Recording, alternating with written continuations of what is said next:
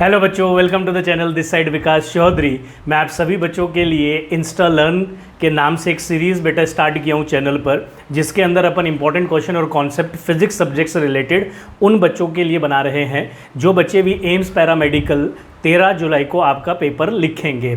ठीक है, उसी सीरीज़ में आज आपका पहला चैप्टर अपन स्टार्ट करने वाले हैं बेटा। उसका नाम है आपका unit and dimension plus measurement. तो चलिए फिर आज की वीडियो अपन स्टार्ट करते हैं कि यूनिट एंड डायमेंशन जो आपका टॉपिक है वो किस तरीके से आपको लर्न रखना है बेटा। तो यूनिट एंड डायमेंशन वाला जो टॉपिक है वो 3 पार्ट्स में आपका डिवाइडेड है।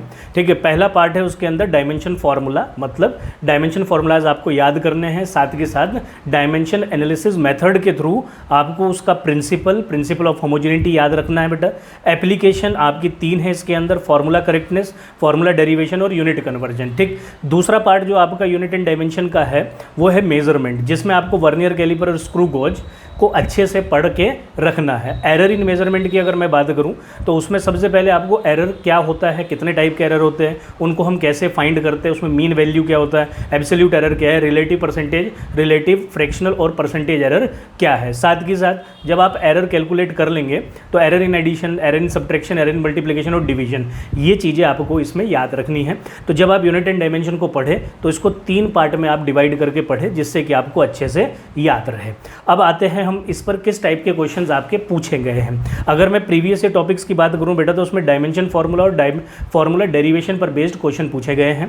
हम इस वीडियो के अंदर जितने भी टॉपिक्स है यूनिट एंड डायमेंशन में पैरामेडिकल पेपर के लिए इंपॉर्टेंट, वो सारे के सारे अपन कवर करते हुए चलेंगे और उस पर बेस्ड क्वेश्चन करेंगे, प्रैक्टिस करेंगे। तो ठीक है, तो चलिए अपन पहला क्वेश्चन देखते हैं बेटा इसी में। और यहाँ पे मैं लिखा हूँ कि कौन कौन से टॉपिक मैं इस वीडियो के अंदर कवर करने वाला हूँ। ठीक है, वीडियो आपके लिए बहुत ही इंपॉर्टेंट है। दूसरी बात, इसमें बहुत सारी वीडियोस आपको मिलेगी इंस्टा लर्न सीरीज़ के अंदर, जिसका मोटो यही है कि आप बच्चे वीडियो को देखते देखते ही अपने कॉन्सेप्ट्स को क्लियर कर पाएँ और साथ ही साथ आप सारी चीज़ों को अच्छे से प्रिपेयर कर पाए जो आपका पैरामेडिकल पेपर के लिए इंपॉर्टेंट है। तो जितने भी क्वेश्चन हम इसमें लेके आए हैं बेटा आपके लिए, वो सारे क्वेश्चन आपके पैरामेडिकल के प्रीवियस ईयर को पेपर को एनालाइज करने के बाद ही इसमें लिखे गए हैं। ठीक है, तो पहला क्वेश्चन हमारा किस चीज़ पे है, आपसे पूछा इसके अंदर कि डायमेंशन कोफिशिएंट ऑफ फ्रिक्शन का क्या रहेगा। आप सब बच्चों को पता है फॉर्मूला होता है C/V, मीडियम, दोनों ही स्पीड है, तो इसका डायमेंशन हो जाएगा m0 l0 t0, माने तो ये हो गया बेटा आपका dimensionless. So D option is correct. ठीक, दूसरा क्वेश्चन, ऐसे क्वेश्चन आपके पूछे गए हैं प्रीवियस ईयर्स के अंदर और यही क्वेश्चन आपके लिए इंपॉर्टेंट है और मार्क कर लीजिएगा आप बेटा। फॉर्मूला बेस्ड आपको ज़्यादा क्वेश्चन मिलेगा और साथ ही साथ थ्योरी बेस्ड ज़्यादा क्वेश्चन आपके पास मिलेगा। Pick out the dimension formula of EMF for the following. तो आपको इसमें EMF का डायमेंशन फार्मूला बताना है, कौन सा सही होगा। EMF माने पोटेंशियल वो आपका work done per unit charge. Work done की अगर मैं बात करूं बेटा, force into displacement divided by charge. Force अपना कितना होता है सर, MLT-2, डिस्प्लेसमेंट कितना रहता है सर L, और चार्ज होता है बेटा आपका AT। ठीक है, अगर अपन इसको सॉल्व करेंगे तो ये कितना बनेगा बेटा जी, ये बनेगा ML2T-2 और डिवीजन में गया आपका AT, T को ऊपर लेके जाऊंगा तो ये बन गया ML2T-3 A-1। आप चेक कीजिए ऐसा कौन से में है, ML2T-3 A-1 D। Next question पे बढ़ते हैं बेटा। अगला क्वेश्चन हमारा क्या कहता है, इंडक्टेंस का डायमेंशन आपसे पूछा गया है। अगर हम EMF की बात करें -LdI/dt, ठीक है, ये इंड्यूस्ड EMF का फॉर्मूला होता है जिसमें सेल्फ इंडक्शन का फॉर्मूला यूज़ होता है। आप यहाँ से क्या कर लेंगे बेटा जी, EMF माने work done per unit charge, बिल्कुल सही बात सर। I को I लिख लेंगे अपन, टी को dt को t लिख लेंगे बेटा, इसको इधर फेंकेंगे तो W हो जाएगा आपका LI/Q/T। Q/T को आप करंट लिखेंगे तो ये आ जाएगा W/I²। ठीक, तो एक तरीके से हमने इसको रिजॉल्व करके वर्क डन बाय I² लिख लिया है, बिल्कुल सही बात।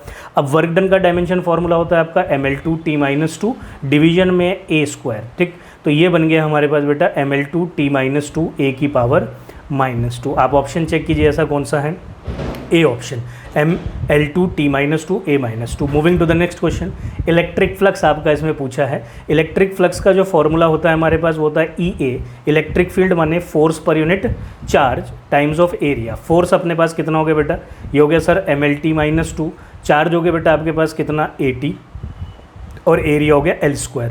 अगर इस पूरे को पहले ऊपर वाले को सॉल्व कर लेते हैं तो ये बन जाएगा बेटा हमारे पास ML3T-2 डिवीजन में कितना गया आपके पास AT, सही बात सर।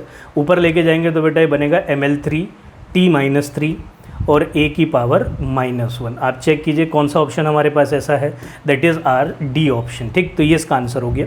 अगला क्वेश्चन हमारे से बोला है plane angle and solid angle have dimension but no unit. आपको बताने में से कौन सा ऑप्शन करेक्ट है। देखिए, अगर हम बात करें प्लेन एंगल की तो इसका जो डायमेंशन होता है बेटा वो पता नहीं है, मतलब कि डायमेंशन लेस है, पर यूनिट आपकी रेडियन है।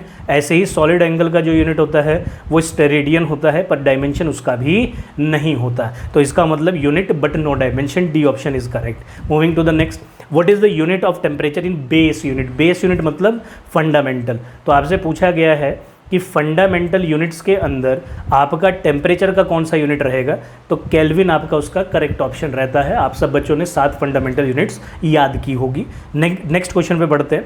हमारे से बोला है what will be the unit for the electric charge 1 coulomb in term of base unit. ठीक है, तो आपको इलेक्ट्रिक चार्ज को बेस यूनिट में बताना है, मतलब फंडामेंटल यूनिट में लिख के बताना है। तो चार्ज होता है आपका I टाइम्स ऑफ टी, इसको लिखेंगे बेटा एम्पियर, इसको लिखेंगे बेटा टाइम, तो AT अपना ऑप्शन हो जाएगा, माने तो AS। ठीक, तो ये अपना ऑप्शन हो। अगले क्वेश्चन में बढ़ते हैं। अब force is defined by F। देखिए, ये क्वेश्चन आपका प्रिंसिपल ऑफ होमोजेनिटी पर बेस्ड है। बिल्कुल सही बात सर। ठीक है, प्रिंसिपल ऑफ होमोजेनिटी क्या कहता है, आप यहाँ पे कॉन्सेप्ट को समझेंगे। ये कहता है कि L plus L is equals to L और L minus L is equals to L. मतलब सेम डायमेंशन कैन ऐड और सब्ट्रैक्ट, एंड आफ्टर एडिंग और subtraction left hand side and right hand side both are equal. सही बात sir. तो इसका मतलब alpha T square का जो डायमेंशन रहेगा वो फोर्स के बराबर भी रहेगा, और बीटा टी का जो डायमेंशन रहेगा वो भी फोर्स के बराबर रहेगा, और एक दूसरे के इक्वल भी रहेगा। क्यों? क्योंकि ये दोनों एडिशन में हैं, और आपको पता है वही क्वांटिटीज़ ऐड हो सकती है जिनका डायमेंशन सेम है। सही बात सर। और ऐड करके आपको वही डायमेंशन मिलेगी जो उन दोनों की रही होगी।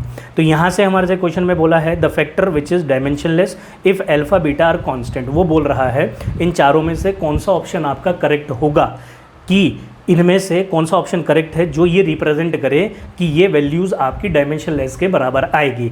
तो चेक कर लेते हैं। यहाँ से अल्फा कितना आ रहा है बेटा, f/t स्क्वायर, और यहाँ से बीटा कितना आ रहा है, f/t। दोनों को मैं डिवाइड कर लेता हूँ बेटा, तो ये आ गया f/t स्क्वायर। सही बात सर, ये आ गया f/t। f/t स्क्वायर से अगर आप करेंगे तो इट बिकम दिस। सो हमारे पास अल्फा बाई बीटा आ गया 1/t। So alpha t by beta की वैल्यू आ रही है 1, एंड 1 इज़ डायमेंशनलेस। अब चेक कर लीजिए ऐसा कौन से ऑप्शन में है। B option is your correct one. Correct बात सर। आगे बढ़ते हैं। ये हमारा जो क्वेश्चन है बेटा, ये है डायमेंशन, और बोलेंगे हम फॉर्मूला डेरिवेशन पर बेस्ड। ठीक है, जैसे कि मैं आपको बताया भी हूँ कि प्रीवियस ईयर के अंदर इस पर क्वेश्चन पूछा गया, तो फॉर्मूला डेरिवेशन इज इंपॉर्टेंट। चलिए देखते हैं क्वेश्चन क्या कहता है। अच्छा, फॉर्मूला डेरिवेशन का कॉन्सेप्ट पता क्या है बेटा? फॉर्मूला डेरिवेशन के अंदर सिचुएशन बताई गई होगी, आपको बताया गया होगा कि कौन सी फिजिकल क्वांटिटी किन फिजिकल क्वांटिटीज़ पर डिपेंड करती है, पर यह नहीं बताया गया होगा कि कैसे डिपेंड करती है। तो हमें लेट करके चलना होता है कि एक फिजिकल क्वांटिटी दूसरी फिजिकल क्वांटिटी पे जो डिपेंडेंट है उसकी पावर ABC है, और वही आपको उसमें कैलकुलेट करना रहता है। तो देखते हैं क्वेश्चन कैसा है। इफ डायमेंशन क्रिटिकल वेलोसिटी, तो उसने बोला है वेलोसिटी आपका इन चीज़ों पर डिपेंड कर रही है, रो वाई आर से। ठीक, तो ये हो गया वेलोसिटी इन 3 फैक्टर्स पे डिपेंड कर रहा है, और आपसे बोला गया कि यहाँ x, y और z की वैल्यू आप बताइए। बिल्कुल सही बात सर, निकाल लेते हैं। तो वेलोसिटी हो गया आपका k ईटा की पावर x, रो की पावर y, और ये हो गया बेटा r की पावर z। ठीक है, इन सब का डायमेंशन फार्मूला अपन यहाँ लिख लेंगे। ठीक है, तो फटाफट आप लिख लीजिए।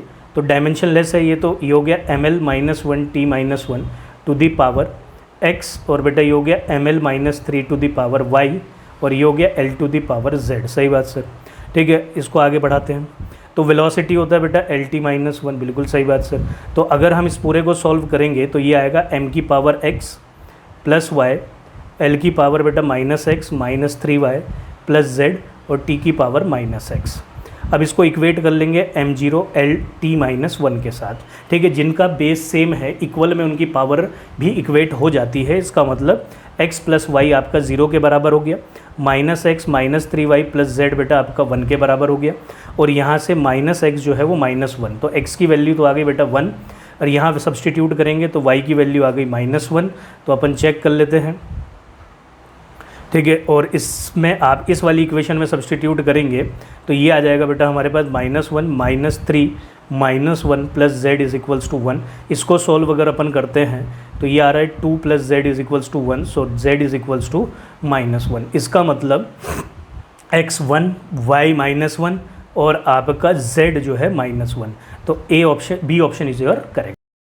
नेक्स्ट क्वेश्चन क्या कहता है, if L Q and R represent the inductance charge and resistance the units of the unit. Okay, तो हमें यहाँ पे रिलेशन दिया गया है और हमें बताना बेटा कि इस रिलेशन में से कौन सा करेक्ट है। तो पहले वाले रिलेशन पे चलते हैं, तो that is Q R by L. ठीक है, देखिए रेजिस्टेंस और नीचे इंडक्टेंस और एक चार्ज है आपके पास। ठीक है, और बताना है कि क्या इसकी वैल्यू करंट के बराबर है, क्या इसकी वैल्यू, ये जो यहाँ ऑप्शन दिया है इसकी वैल्यू एनर्जी के बराबर है। तो देखिए कैसे चेक करेंगे हम इसको। तो अगर आप सबकी डायमेंशन रखकर चेक करना चालू करोगे तो थोड़ा लेंदी हो जाएगा। तो आप एक काम कीजिए, आप सब बच्चों को पता है XL is equals to omega L और एल होता है हमारा एक्सएल बाय ओमेगा। सही बात सर। तो इन सब वैल्यूज़ को यहाँ रख लीजिए बेटा, क्यू बाय एल। ठीक है, तो ये हो जाएगा XL Q, not Q by L, it is Q R by X. L की वैल्यू हो गई XL by omega. So omega ऊपर चला जाएगा, तो ये हमारे पास बन के आएगा बेटा आपका Q R times of omega divided by XL. देखो अब जो डायमेंशन आपका है ना, जो डायमेंशन आपका रेजिस्टेंस का है वही डायमेंशन आपका एक्सेल का है, क्योंकि दोनों रेजिस्टेंस को रिप्रेजेंट करते हैं। तो दोनों की डायमेंशन कैंसिल आउट हो जाएगी। बचा कौन अपने पास कि सर क्यू डब ओमेगा। तो आपके पास क्यू कितना होता है 80 और ओमेगा कितना रहता है सर t-1। तो इन दोनों को मल्टीप्लाई करेंगे तो डायमेंशन कितना आएगा a। तो क्या ये करंट के बराबर आ रहा है? बिल्कुल आ रहा है। तो इसका मतलब यही ऑप्शन आपका करेक्ट हुआ। Moving to the next question, देखिए ये क्वेश्चन आपका एरर पर बेस्ड है बेटा। किस पर बेस्ड है हमारा कि सर एरर पर बेस्ड है। ठीक है, और एरर के बेसिक कॉन्सेप्ट पर बेस्ड है। तो चेक करते हैं क्वेश्चन क्या कहता है। आपसे बोला है कि 5 रीडिंग हमें ऐसे ऐसे ऐसे करके गिवन है और आपको परसेंटेज एरर और परसेंटेज मीन एब्सोल्यूट एरर बताना है आपको मेजरिंग इन टेम्परेचर्स के अंदर। ठीक, तो आप सबसे पहले क्या करेंगे, क्योंकि ये सारी मेजर्ड वैल्यू है, ट्रू वैल्यू आपको नहीं पता है, तो आप सबसे पहले बेटा अपनी मीन वैल्यू माने तो ट्रू वैल्यू को फाइंड करेंगे। तो उसको कैसे फाइंड करते हैं, सबका मीन कर देंगे। तो हमारे पास जितनी भी फिजिकल क्वांटिटीज़ है डिवाइडेड बाय नंबर, तो ये फिजिकल क्वांटिटी डिवाइडेड बाय 5, तो अपने पास वैल्यू आई 81.2। ये आपकी जो वैल्यू है ये ट्रू वैल्यू है। अब आपको निकालना है अपना एब्सोल्यूट एरर। सही बात sir, absolute error individual reading में निकलेगा। तो आपने क्या काम करना है बेटा कि हर ट्रू वैल्यू में से, ठीक है, आप अपनी मेजर्ड वैल्यू को माइनस करते हुए चले जाएं। तो ये हमारे पास रेस्पेक्टिवली A1, A2, A3 और A4 और A5 के अंदर मीन एब्सोल्यूट एरर आपका आ गया। पर क्योंकि उसने हमें परसेंटेज मीन एब्सोल्यूट एरर पूछा है तो इन सब का मुझे मीन निकालना पड़ेगा। तो मुझे यहाँ पे मीन एब्सोल्यूट एरर निकालना पड़ा। तो मीन एब्सोल्यूट एरर में आप इन सब के मैग्नीट्यूड को जोड़ेंगे। ठीक है, कई बार बच्चे क्या करते हैं, प्लस को प्लस और माइनस को माइनस ले लेते हैं। नहीं, माइनस साइन का मतलब है कि आपका अदर डायरेक्शन में एरर आया है, प्लस का मतलब है अदर डायरेक्शन में एरर आया है। तो इसलिए आपको उन सब का मैग्नीट्यूड कंसिडर करना होता है। तो आप यहाँ सब का मैग्नीट्यूड ले लेंगे तो उसको डिवाइड करेंगे 0.85। अब आपको निकालना क्या है बेटा, परसेंटेज एरर। तो आप लिखेंगे mean absolute error divided by mean error times mean value times 100। तो आपका ऑप्शन आया 1.03%, that is your C option. ठीक, moving to the next question, error पर बेस्ड अब प्रॉब्लम सारी की सारी आपको मिलेगी। अगला क्वेश्चन क्या कहता है, if the error in the measurement of the radius is 2%, माने तो delta R by R is 2%, then the error in the determination of the volume. ठीक है, तो देखिए बेटा वॉल्यूम का आप सब बच्चों को पता है, फॉर्मूला होता है किसका, स्फेयर का 4/3 पाई आर क्यूब। ठीक, 4/3 तो आपका कांस्टेंट हो गया, इसका हटा दीजिए। तो डेल्टा वी बाई वी जब अपन करेंगे तो एरर इन पावर का फॉर्मूला होता है आपके पावर बाहर, डेल्टा आर बाय आर बचा। अब ये हमें इधर भी परसेंटेज इधर भी परसेंटेज, तो 3 टाइम्स ऑफ 2%, तो इसका आंसर आ गया अपना 6%। So B option is your correct. Moving to the next, same type का क्वेश्चन है। इस बार आपसे क्या बोला गया है, मेजरिंग डायमीटर के अंदर आपका जो एरर है that is delta D by D is your 4%, और सरकमफ्रेंस ऑफ सर्कल में निकालना है।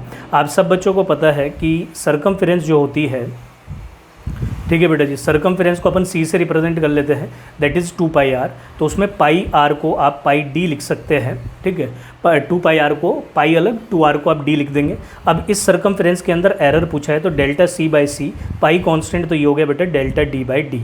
ठीक, दोनों साइड आप परसेंटेज को मार्क कर लेंगे। तो डेल्टा डी बाई डी आपको ऑलरेडी क्वेश्चन के अंदर 4% था, और रिलेशन जो प्रूव हो रहा है वो भी इसी के बगल, इसी के बराबर में प्रूव हो रहा है। तो बेटा हमारा 4% करेक्ट आंसर। अपन नेक्स्ट क्वेश्चन के ऊपर, तो नेक्स्ट क्वेश्चन देखिए बेटा हमारा क्या कहता है। हमारे को परसेंटेज एरर पूछा है आपके पास जी के अंदर, फॉर्मूला अपने पास गिवन है, एल और टी के अंदर एरर और उसकी वैल्यू दोनों गिवन है। सही बात सर।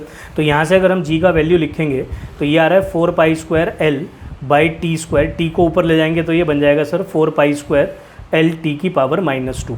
तो जब अपन इसका एरर लिखते हैं तो बेटा जो आपको इसमें एरर लिखना होता है वो मैक्सिमम परमिजिबल एरर लिखना होता है, तो इसलिए जो पावर नेगेटिव हो चाहे पॉजिटिव हो तो वो आपका प्लस माइनस में बाहर आ जाएगा। तो ये बचा डेल्टा एल बाई एल, जो पावर है उसको प्लस में आपने करके लिखना होता है delta T by T, just to find the maximum permissible error. अगर वो नहीं बोलता मैक्सिमम परमिजिबल एरर या क्वेश्चन के अंदर बोलता मिनिमम परमिजिबल एरर, तो तब आपको क्या कहते हैं यहाँ पर माइनस साइन को कंसिडर करना होता है। सही बात सर। अब हम चेक कर लेते हैं कि हमारे पास जो वैल्यूज़ गिवन है डेल्टा एल वो कितना गिवन है, that is your 0.1 divided by L कितना गिवन है कि sir 10 plus twice of delta T that is 1/100। इसको सॉल्व करते हैं तो it becomes 0.01 plus it become 0.02, ये आ गया बेटा आपका 0.03। आप इसको परसेंटेज में लिखेंगे तो delta G by G becomes 3%। So that is your answer. Moving to the next question, same question है, सेम पैटर्न पर बेस्ड क्वेश्चन है। इसके अंदर आपसे क्या बोला है, R is equals to V upon I. तो आप जब एरर इन आर निकालेंगे तो बेटा वो बन जाएगा हमारा delta V by V plus delta I by I. इसमें भी पावर नेगेटिव है, नेगेटिव नहीं लेनी है, परसेंटेज एरर पूछा है तो ऑब्वियस सी बात है वो मैक्सिमम की बात ही कर रहा है। ठीक है, तो यहाँ लिखते हैं बेटा डेल्टा वी अपने पास कितना हो गया, दैट इज़ योर 5/100 प्लस और आई आपके पास है बेटा 0.2/10। ठीक है, तो इसको अगर अपन सॉल्व करेंगे तो 0.05 प्लस 0.02 सो 0.07, तो it becomes your 7%। C option number C is your correct. चलिए तो मूव करते बेटा नेक्स्ट क्वेश्चन पे। तो नेक्स्ट क्वेश्चन हमारे पास क्या बोला है, in an experiment to find the acceleration due to gravity using a simple pendulum of time period. देखिए आपको इस क्वेश्चन के अंदर बेटा अपना टाइम पीरियड गिवन कर दिया गया है, कितना है 0.5 सेकेंड। पर यहाँ पर एक चीज़ बोली गई है कि 100 ऑसिलेशन के बाद आपको 1 सेकेंड का रेवोल्यूशन मिलता है। तो क्या मतलब हुआ सर इसका मतलब ये हुआ कि 100 ऑसिलेशन जो है 1 सेकंड का एरर दिखाते हैं, पर आपको एरर टाइम पीरियड में निकालना है। तो टाइम पीरियड का मतलब हुआ 1 ऑसिलेशन का आपको एरर निकालना होगा। तो ये 1/100 जिसकी वैल्यू आएगी आपके पास 0.01। ठीक है, तो ये अपने पास एरर हुआ, इस बात को आपने ध्यान रखना है इन क्वेश्चंस के अंदर, बस इतना सा ही कैच है बेटा। ठीक है, तो आपने एरर इन डेल्टा टी निकाल लिया। डेल्टा जी का जो अपने पास फॉर्मूला होता है वो है delta L by L plus twice of delta T by T. पिछले क्वेश्चन के अंदर भी यही किया। अब हम वैल्यूज़ को सब्सटीट्यूट कर लेंगे। हमारे पास बेटा डेल्टा टी भी है और टी भी है, तो डेल्टा टी और टी तो यहाँ रख दिया गया है। और लेंथ का जो एरर है वो mm में गिवन था, तो हम उस mm को 0.1 सेंटीमीटर लिख लेंगे, क्योंकि आपकी जो लेंथ है वो सेंटीमीटर में गिवन है। सही बात सर। तो ये आ गया 0.1/10। इसको सॉल्व करके 0.01 बन रहा है, और इस पूरे को यहाँ से पॉइंट आप हटाएंगे बेटा तो ये आएगा 20। तो 4 टाइम्स ऑफ 0.01 बिकम्स 0.04। तो आंसर आ गया अपना 5%। Moving to the next question. अब जो क्वेश्चंस आपके पास बेस्ड इसमें लिखे हैं वो है बेटा आपके पास मेजरमेंट से रिलेटेड स्क्रू गोज का क्वेश्चन है, वर्नियर कैलिपर का क्वेश्चन है। आपसे बोला है 1 mm mark on the main scale, माने तो 1 MSD जो गिवन है वो 1 mm के बराबर गिवन है। और आपसे बोला है कि 20 जो डिवीजन है वर्नियर स्केल के वो 16 मेन स्केल के बराबर है, माने तो 20 VSD जो है बेटा वो 16 MSD के बराबर है।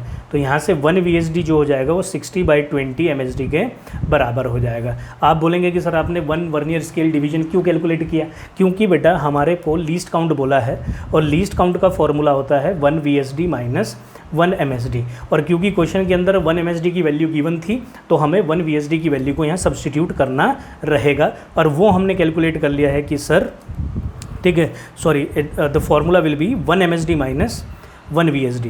ठीक है, तो हमारे पास जो फॉर्मूला रहता है बेटा वो होता है 1 MSD माइनस 1 VSD। तो यहाँ पे 1 VSD की वैल्यू हमें रखनी होगी, तो 1 MSD minus 1 VSD become 60/20 MSD। इसको अपन सॉल्व करेंगे तो लीस्ट काउंट आ रहा है बेटा अपने पास 4 MSD डिवाइडेड बाय 20। ठीक है, तो यहाँ पे आप वैल्यू रख लीजिएगा 4/20 times of and 1 main scale division is 1 mm। ठीक, तो इसको अपन सॉल्व करेंगे 2, सो इट बिकम्स योर 0.02 और we can say that 0.2 mm। ठीक है, तो अपने पास लीस्ट काउंट की वैल्यू आ गई 0.20 mm। आप बोलेंगे सर 2 क्यों 0.2 के बाद 0 क्यों लगाया, क्योंकि वर्नियर कैलिपर जो है आपका वो सेकेंड डिजिट तक मेज़र करता है आफ्टर डेसिमल, तो इसलिए जो करेक्ट वे ऑफ रिप्रेजेंटेशन होता है इस वैल्यू का उसमें 0 लगाना अच्छा रहता है और उसी को करेक्ट माना जाएगा बेटा।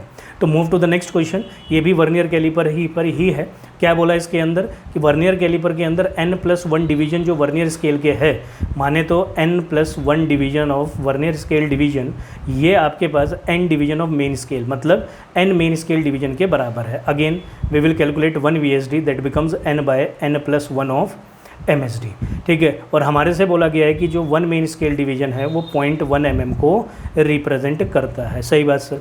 वर्नियर कांस्टेंट का मतलब भी क्या होता है बेटा? वर्नियर कांस्टेंट लीस्ट काउंट का दूसरा नाम होता है वर्नियर कैलिपर के अंदर, पर इन्होंने क्वेश्चन का आंसर जो है सेंटीमीटर में पूछा है और यहाँ पर हमें MSD जो गिवन है बेटा वो mm में गिवन है। तो 1 सेंटीमीटर जो होगा वो आपका 10 mm के बराबर होगा। So 1 mm will become equals to 1/10 centimetre. तो आप चाहो तो इसको लिख सकते हैं 0.1 टाइम्स ऑफ 1/10, जिसका मतलब हो गया कि 1 MSD जो है वो 1/100 के बराबर हो गया इन सेंटीमीटर। ठीक बात सर। अब अपन लीस्ट काउंट का फॉर्मूला लगा लेते हैं, 1 MSD माइनस 1 VSD। तो हम यहाँ पर 1 VSD की वैल्यू रखेंगे। सो that is 1 MSD minus 1 VSD becomes n/n+1 times of MSD। तो आप इसको सॉल्व करेंगे तो सर हमारे पास क्या आएगा? हमारे पास लीस्ट काउंट आएगा बेटा। So it becomes n/n+1 times of MSD। तो यहाँ पर इसकी वैल्यू रखेंगे तो 1/n+1 times of 1/100 n+1 centimetre. तो ऐसा ऑप्शन आपका ए ऑप्शन है। मूविंग टू द नेक्स्ट, ये क्वेश्चन आपका स्क्रू गॉज से रिलेटेड है, ठीक है। और आज के उसमें आपका लास्ट क्वेश्चन है बेटा। सो ये कंप्लीट क्वेश्चंस है जो आपको प्रैक्टिस करने हैं और उम्मीद करता हूँ कि आपको तुरंत के तुरंत ये समझ में भी आ गए होंगे। That is the purpose of Insta Learn series. तो मूव करते हैं अपने लास्ट क्वेश्चन पे, that is related to the screw gauge. अच्छा, स्क्रू गॉज का जो फॉर्मूला होता है लीस्ट काउंट का, वो रहता है बेटा अपने पास pitch upon total division on circular scale. क्या बोला मैंने? Pitch over total division on circular scale, ठीक है। तो यहाँ पर हमारे से बोला गया है कि इसमें लीस्ट काउंट इस बार आपको गिवन है, दैट इज़ योर 0.01 mm, और टोटल डिवीजन जो अपने को दिए गए हैं बेटा वो 50 डिवीजन्स दिए गए हैं सर्कुलर स्केल पर। तो आपसे पिच पूछा है तो आप इस फॉर्मूले में डायरेक्ट रख के निकाल लो इसका आंसर। तो क्या बचा हमारे पास? लीस्ट काउंट आ गया 0.01 mm, that is pitch divided by n। n is your 50 से इधर मल्टीप्लाई कराऊंगा बेटा, तो ये कितना गया सर? तो सर ये आ गया अपने पास 0.5 mm, ठीक है जी। तो कितना आ गया बेटा जी हमारे पास? 0.5 mm, that is your C option, ठीक। चलिए तो ये हमारा आपका इससे रिलेटेड जितना भी क्वेश्चन था, चाहे वो आपके पास डायमेंशन पर बेस्ड क्वेश्चन हो, चाहे वो बेटा आपके पास क्वेश्चन बेस्ड हो मेज़रमेंट पर, चाहे वो क्वेश्चन आपका बेस्ड हो एरर इन मेज़रमेंट के ऊपर, तो हमने हर टाइप के क्वेश्चन इस आपका वीडियो के अंदर कवर कर लिए गए हैं, ठीक है। ऐसे ही बेटा आपको और फर्दर चैप्टर्स पर चैप्टर बाय चैप्टर आपको इंस्टा लर्न सीरीज़ के अंदर वीडियो मिलती रहेगी। तो जो बच्चे चैनल को सब्सक्राइब नहीं किए बेटा तो वो चैनल को सब्सक्राइब कर ले, और ऑल द बेस्ट। अच्छी प्रिपरेशन आप अपनी करते हुए चले एम्स पैरामेडिकल के लिए। तो इस वीडियो के लिए इतना ही रखता हूँ बेटा। Thank you for this video, will see you in the next video. Till that time, bye bye.